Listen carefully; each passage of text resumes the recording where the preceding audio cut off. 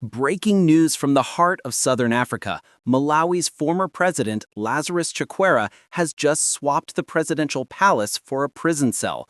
Yes, you heard that right. The man who once led a nation with Bible verses and moral crusades is now under lock and key, facing charges that could keep him behind bars for life.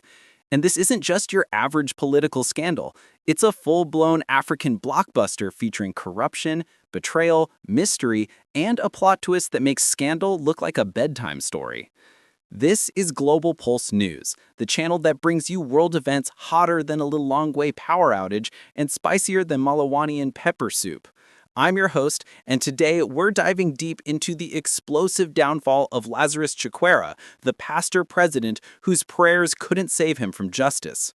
We'll unpack the facts, the money trail, the chilling death of the vice president, and the 6 powerful allies who went down with him. According to close government insiders, the new administration... Every shocking revelation, all right here. Because in Malawi right now, justice isn't just trending, it's making history. Grab your tea because what's coming next isn't gossip, it's the political earthquake that has everyone asking, what really went wrong with Lazarus Chakwera? When news broke that former President Lazarus Chakwera had officially been arrested, the entire continent gasped. This wasn't a rumor from an anonymous WhatsApp forward. This was confirmed by the newly sworn-in president of state Peter resources Mutharika during himself. Lazarus Chakwera's the rule. same Mutharika But who that's was not once all. dethroned by Chakwera Mutharika's in speech 2020 hinted at something just much walked back into State House. And let's just say he didn't come back to make peace. In his first week back, Mutharika declared war on corruption. His administration launched a sweeping probe into financial misconduct, and Chakwera's name popped up like a bad headline in every department file. The accusations? Misappropriation of more than $150 million in government funds, political cover-ups, and interference in the investigations surrounding the former Vice President of death Malawi of Vice President Saulos Chilima. The public reaction? A mix of shock, vindication, and pure disbelief. Supporters once saw Chakwera as the reformer who would end corruption in Malawi. Now his so-called reform looks more like reformatted theft. Crowds outside Lilongwe's High Court gathered with posters reading, "No one is above the law." And for the first time in a long while, that phrase actually meant something. Mysterious death was written Even off as a longtime tragic political accident. analysts couldn't help but chuckle at the irony. The man who built his brand on clean governance now finds himself in the dirtiest of scandals. If you thought a president's fall from grace was dramatic, wait till you hear about the death that But new started evidence the suggests it domino might not effect, have been an accident because what happened at all. next turned Sources tragedy close to into the new political theater. Every great scandal has its tragedy, and in Malawi's story, that tragedy was the sudden and suspicious death of Vice President Saulos Chilima. Officially, it was labeled as a fatal plane crash. But if you ask anyone in Lilongwe's corridors of power, they'll tell you that wasn't turbulence, it was treachery. Chilima was reportedly preparing to expose a massive corruption scheme linking several high-ranking officials, including the president himself. He had the receipts, the documents, and the guts to go public. But before he could go live, fate, or rather foul play, intervened. The crash investigation was closed faster than a alleged that Malawian Chilima ATM was after silenced payday. because No he had independent planned to inquiry, expose major no black box corruption. results, just silence. Rumors began swirling. Was it an accident or a warning shot? Many believe the answer lies in the same pile of secret bank transfers that prosecutors are now using as evidence against Chakwera. The vice president had allegedly uncovered deals worth millions between Chakwera's office and foreign contractors. When he threatened to go public, the curtain closed permanently. This wasn't just a political loss, it was a national heartbreak. Chilima was popular, charismatic, and seen as the only honest man left in government. His death turned him into a martyr, but few knew where that money came from. Into the villain of his own administration. And if you think this drama ends with just one fallen leader, think again, because 6 of Chakwera's top allies are about to join him in the biggest corruption takedown Malawi's ever seen. Power may be lonely at the top, but corruption? Oh, it's a group activity. Alongside Chakwera, 6 high-ranking officials are now facing charges that read like an elite crime syndicate resume. Let's roll the list. K. Masuka, Minister of Lands, accused of rigging property deals to funnel public money into offshore accounts. Newton Kambala, Minister of Energy, the alleged middleman in million-dollar fuel contracts. Ken Kandando, Minister of Labor, suspected of bribery and misuse of wage funds. Prince Kapamala, Chief of Staff, accused of laundering campaign money. And Inspector General George Ka, Malawi's and that his top death cop, was orchestrated to bury the truth forever. Enforce the law, but apparently preferred breaking it. According to prosecutors, these 6 were the inner circle, operating under Chakwera's blessing like a parallel government. Together, they reportedly redirected public contracts, inflated budgets, and stashed funds meant for infrastructure and education. The estimated loss? Enough to rebuild half of Malawi's healthcare system. What makes this worse is the betrayal. These weren't random bureaucrats, these were Chakwera's trusted men, his prayer partners, his Sunday inner table. And now, they're facing the same courtroom, shackled side by side. For Malawians watching this unfold, it feels both surreal and satisfying. The illusion of holier-than-thou leadership has finally shattered, and justice, it seems, isn't afraid to swing upwards. But hold your breath, because what happens when a pastor-president becomes a headline sinner? The irony hits so hard, it's almost biblical.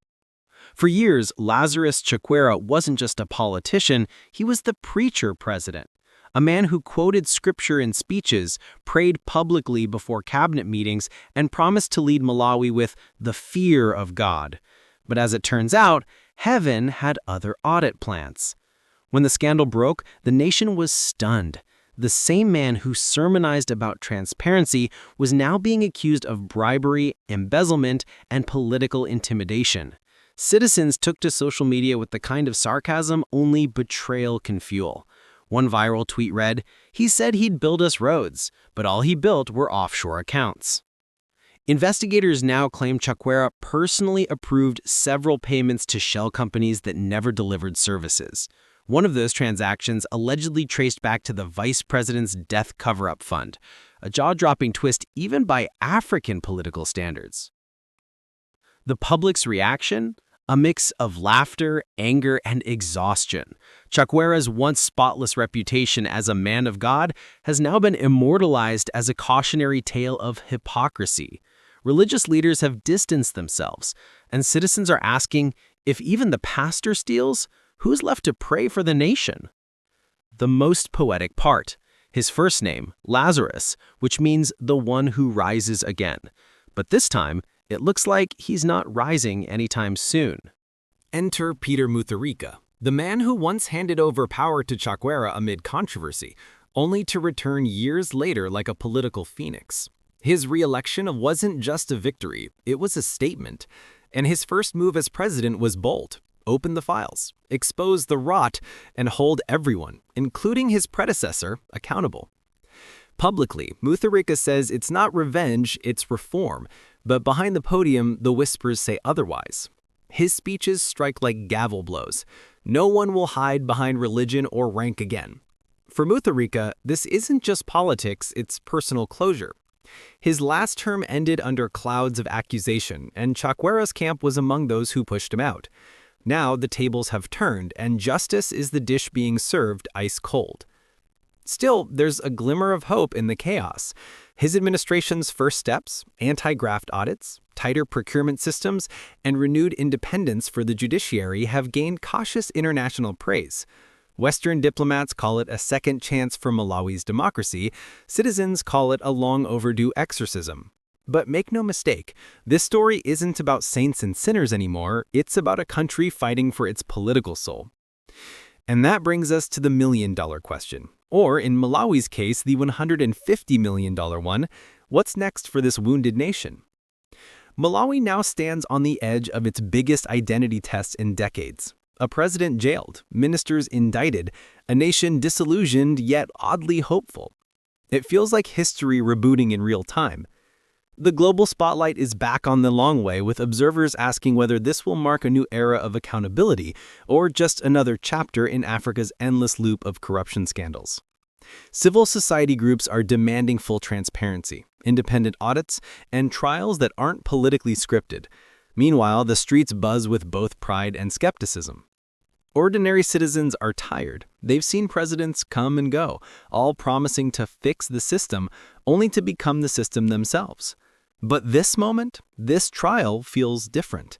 Because for once, the fall of a leader wasn't followed by silence. It was followed by handcuffs. Malawi's youth, the most vocal generation yet, are turning this scandal into a movement. Hashtags like Justice for Chilima and No More Saints are flooding social platforms. Protest art, music, and online activism are shaping the narrative. Economically, the nation faces turbulence. Investors are cautious, inflation looms, and aid partners are watching. But politically, Malawi might finally be stepping into the light. Whether this ends as reform or revenge, one thing is clear. The people have found their voice, and they're not whispering anymore. And that right there is the story shaking Africa today. The fall of Lazarus Chakwera. From pastor to prisoner, from sermons to scandals, his legacy now stands as a warning to every leader who confuses divine calling with political immunity. This is Global Pulse News, the voice that cuts through the noise, the channel where headlines hit harder than caffeine on an empty stomach. If you've made it this far, congratulations, you're officially smarter than half of Twitter. Now tell us, is this true justice or a masterclass in political revenge? Drop your thoughts below, and I'll be reading the best comments in our next episode. And don't forget, tap that subscribe button, hit like, and ring that notification bell so you never miss our next global deep dive. Because next week, we're heading to Cameroon, where the election plot twist is brewing faster than a pot of strong African tea. Until then, stay bold, stay curious, and keep your pulse on Global Pulse News.